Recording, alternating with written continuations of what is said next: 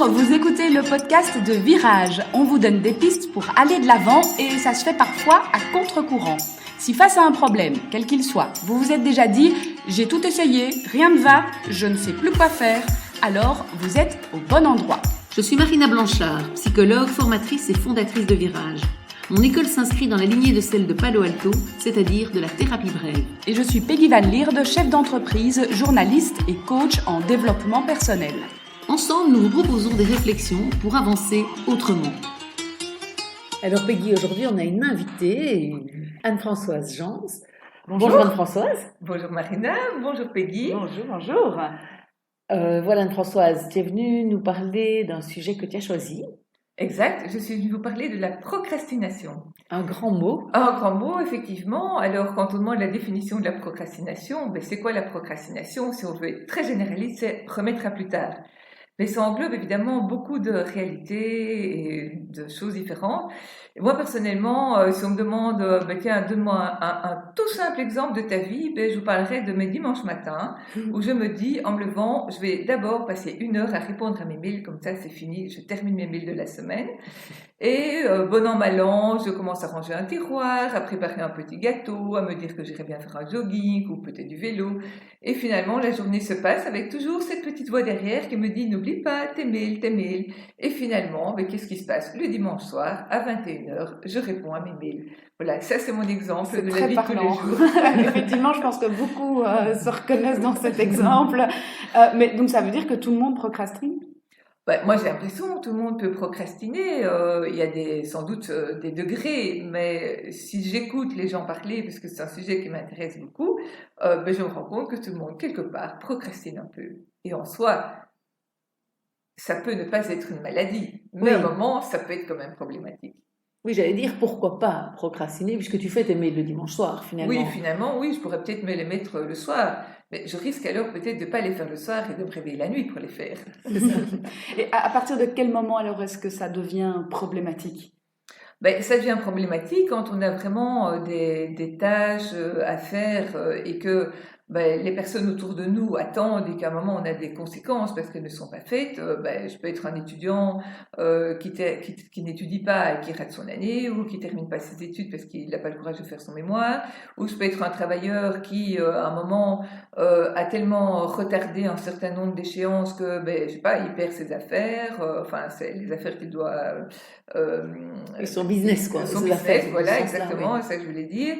Ou alors, ça peut être conséquence par rapport aux autres, mais c'est aussi par rapport à moi, parce qu'à un moment, je vais perdre mon estime de moi, je vais me dire que je suis pas capable de faire les choses, que je suis pas persévérant, que je suis pas courageux, que je me vautre dans des choses faciles, comme regarder des séries, et donc, effectivement, ça a aussi un impact sur moi et que finalement, je réussis pas dans la vie les choses que je voudrais faire parce que je procrastine.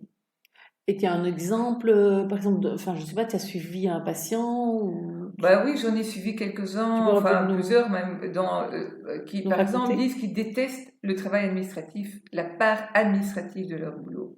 Et donc, on peut comprendre. Oui, on voit bien. C'est vrai, quand on travaille dans le domaine des relations humaines, on n'a pas choisi l'administration en priorité.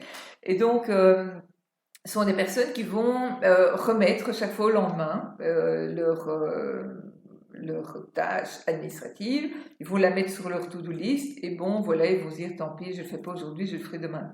Et donc ils remettent, mais à un certain moment, ça va évidemment poser des conséquences. Les conséquences par rapport aux personnes avec qui ils travaillent, à leurs clients par exemple, s'ils sont dans le business, et des conséquences par rapport à eux, parce qu'ils vont devenir finalement nerveux, ils vont pas vraiment...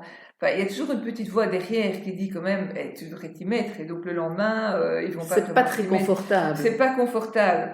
Donc ça peut créer de la nervosité qui peut se reporter sur les autres. Donc parfois ils disent que chez eux l'ambiance est tendue parce qu'en fait ils sont pas très bien avec eux de savoir cela.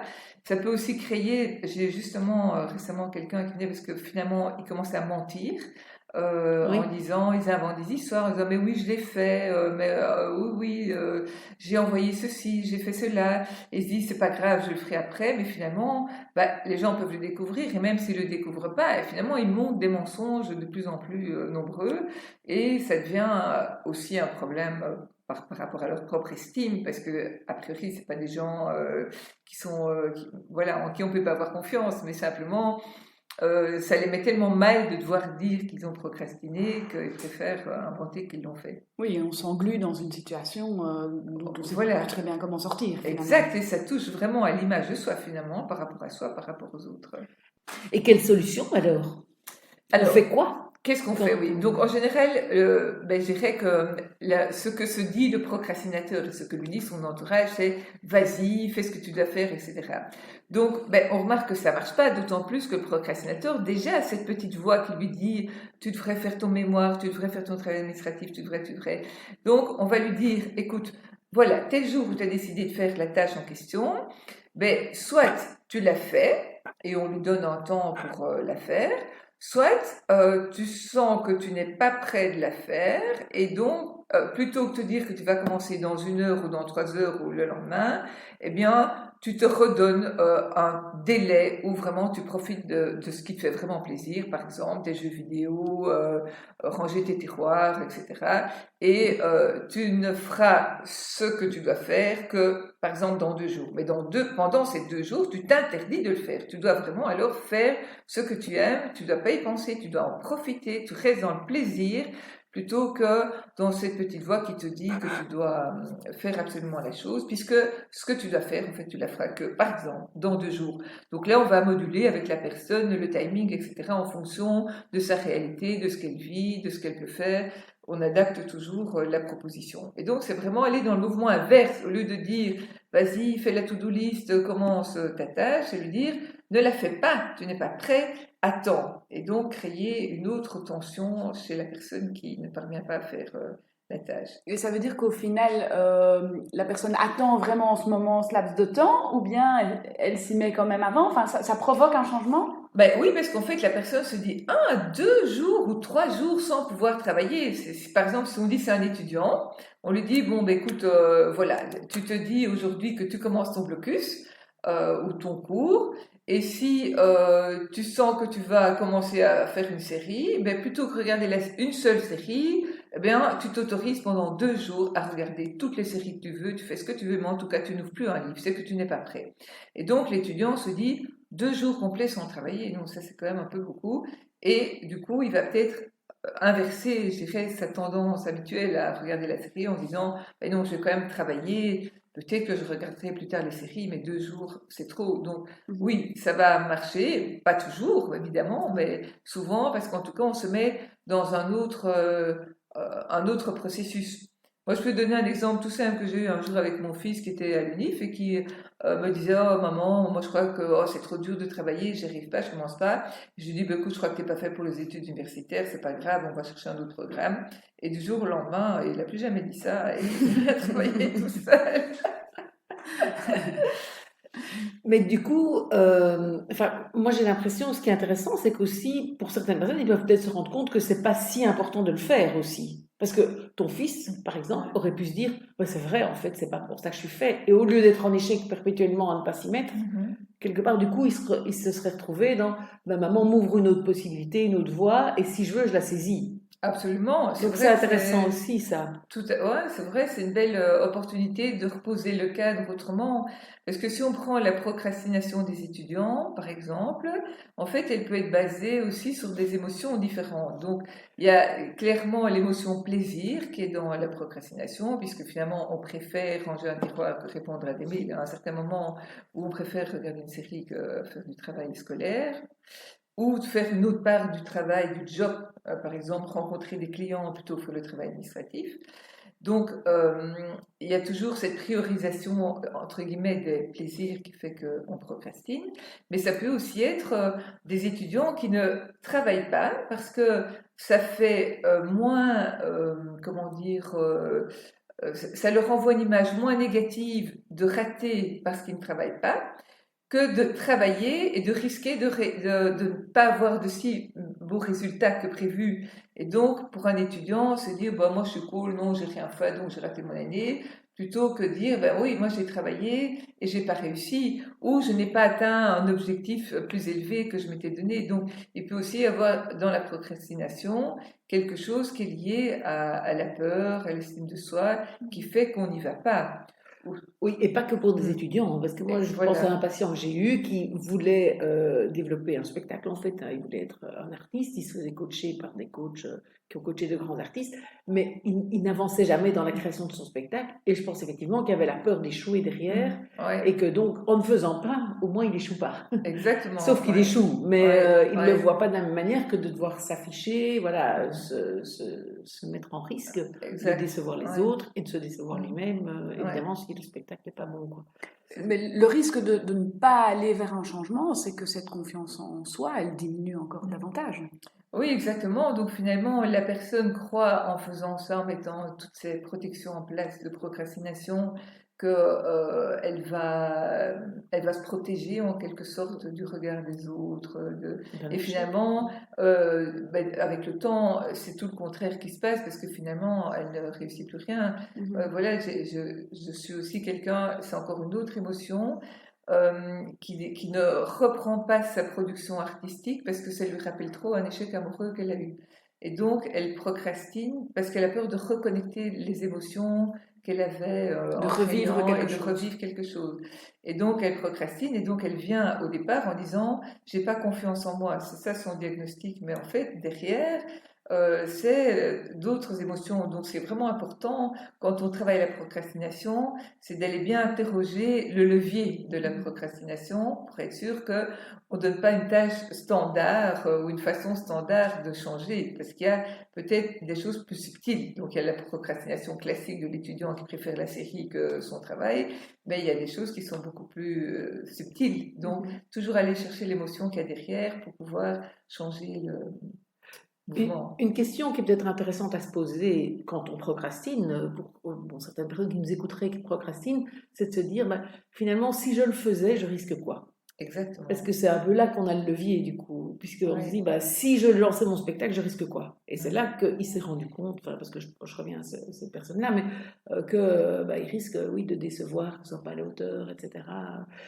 Et voilà, pour pas mal de gens, je pense à un autre cas, un étudiant qui terminait pas son mémoire, si je le termine, je risque quoi? Ma copine voudrait qu'on s'installe ensemble, en fait, moi, j'ai pas envie tout de suite. Enfin voilà, il y a des choses à aller chercher là. Et donc, c'est peut-être une question qui est intéressante à se poser, parce que peut-être que vous avez l'impression de procrastiner pour l'une ou l'autre tâche, et peut-être qu'en fait, il y a plus de risques à la faire que de ne pas la faire. Et donc, ça vaut la peine d'aller voir ces risques peut-être avant aussi, que de se forcer à faire un truc que manifestement on a une partie de nous-mêmes qui nous empêche de la faire. Oui, tout à fait. Ouais. Ou en tout cas de pouvoir analyser autrement les conséquences de ce risque, comme tu dis, en se disant je pourrais terminer mon mémoire, mais je suis pas obligée de m'installer avec ma copine. C'est ça, exactement. Exactement, oui, c'est ça. On peut retravailler du coup les risques avant de passer à l'action. Est-ce qu'il y a un profil type d'une personne qui procrastine plus qu'une autre? On a ici parlé pas mal de l'étudiant, mais voilà, est-ce qu'il y a un profil type ou pas vraiment? Moi, je crois que tout le monde peut procrastiner sur des choses qu'il aime moins faire, à moins qu'il y ait des profils de personnes qui soient OK avec toutes les tâches qui existent, mais ça, j'ai un peu des doutes.